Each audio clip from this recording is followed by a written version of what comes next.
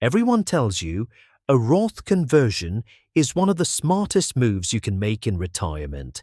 Pay the tax now, they say, and every dollar grows tax-free for the rest of your life. And often that's exactly right. But there are specific, well-documented situations, backed by the government's own rules, not opinion, where doing exactly what that popular advice says will cost you more than if you had never converted at all. A Roth conversion is simple in mechanics. You move money out of a traditional IRA or an old 401k into a Roth IRA. You owe ordinary income tax on whatever you convert in the year you convert it. From that point on, the money grows and comes out completely tax-free. The appeal is obvious. Pay tax today at a rate you already know instead of guessing at a rate decades from now. That trade only wins under certain conditions, though. Here are 6 situations where it doesn't. The first is Medicare's Income-Related Monthly Adjustment Amount, or IRMAA. Medicare looks back 2 years to set your premium. For 2026, that means your 2024 tax return decides what you pay. The trigger point is $109,000 of modified adjusted gross income for a single filer, or $218,000 filing jointly. Cross that line and your monthly Part B premium leaves the standard $202.90 behind, jumping to $284.10 in the first surcharge tier, with Part D rising alongside it. IRMAA is a cliff, not a slope, $1 over the line, and you pay the full increase for that tier, not a prorated share. If you're on Medicare now, or will be within the next 2 years, and a conversion would push you across one of these thresholds even briefly, the surcharge can erase a meaningful chunk of what the conversion was supposed to save you. And because the surcharge is set a full calendar year in advance, there's no way to undo it once that income year has already happened. You simply pay the higher premium for the year Medicare has on file. The second is a serious charitable giving plan. Once you turn 70 and a half, you become eligible to make qualified charitable distributions, or QCDs, directly from a traditional IRA to a charity, up to $111,000 per person for 2026. That money never touches your tax return. It simply isn't counted as income at all. If giving is part of your retirement plan, converting funds to a Roth now means paying income tax on dollars you could otherwise send to charity completely tax-free later, straight from the traditional side. In this situation, the conversion doesn't just fail to help, it actively costs you a benefit you'd otherwise get for free. The third is a planned move to a lower tax or no tax state.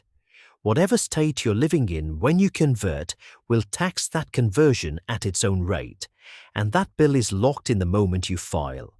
9 states levy no broad-based income tax at all, among them Florida, Texas, Nevada, and Washington.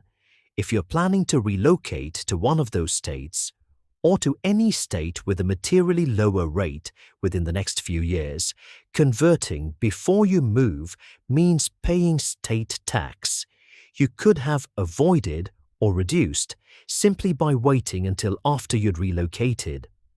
Worth noting, a no-income tax state isn't automatically cheaper overall. It may lean more heavily on sales or property tax instead. What matters here is the tax on this specific conversion, not your total cost of living. The fourth is needing the converted money within 5 years. Each Roth conversion carries its own 5-year clock, starting on January 1st of the year you convert. Withdraw converted funds before that clock runs out and before you turn 59 and a half, and the Internal Revenue Service, or the IRS, treats it as an early withdrawal, a 10% penalty on top of the income tax you already paid at conversion. If there's a real chance you'll need this money for a house, a medical bill, or anything else inside 5 years, converting can turn an already taxed dollar into a penalized one. The fifth is paying the conversion's tax bill out of the IRA itself. Say you convert $50,000 and ask the custodian to withhold $10,000 for taxes. Only $40,000 actually lands in the Roth account. That withheld $10,000 is never converted at all. It's simply sent to the IRS as a distribution. If you're under 59 and a half, that same $10,000 is hit with the extra 10% early withdrawal penalty on top of the income tax, and it's gone from your retirement savings for good instead of continuing to grow. A conversion only behaves the way the math promises if the tax is paid from money outside the account. The sixth applies if you've retired before 65 and are buying coverage on the Affordable Care Act marketplace.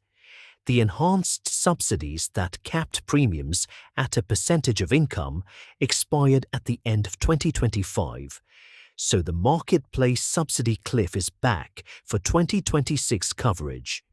The cutoff is 400% of the federal poverty level, $62,600 of income for a single person, $84,600 for a couple. Cross it, and your entire premium tax credit disappears at once, not just part of it.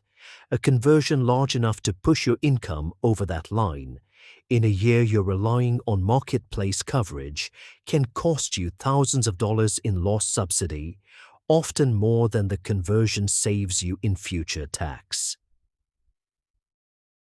None of this means a Roth conversion is a mistake. For the right person in the right year, it remains one of the more effective tools available for controlling future tax exposure. But right depends on real specifics: your Medicare timing and your charitable plans, your state of residence and how soon you'll need the money, how you plan to pay the tax, and whether you're leaning on marketplace coverage. If none of these 6 situations apply to you, a conversion may still be worth exploring. If one or more of them do, that doesn't necessarily rule a conversion out either. It often just means converting a smaller amount, spread across more years, rather than all at once. Either way, it's worth running the numbers on your specific return before you convert. The same rule can help one household and hurt another. Depending on details, a general explanation can't know, which is what a tax professional looking at your full return is for. Thank you for watching all the way to the end. If this video gave you something to think about, do one small thing: subscribe to Retirement Decisions Desk. Every video here unpacks one retirement decision, and subscribing is how you'll never miss the next one. Take care of yourself, and I will see you in the next video.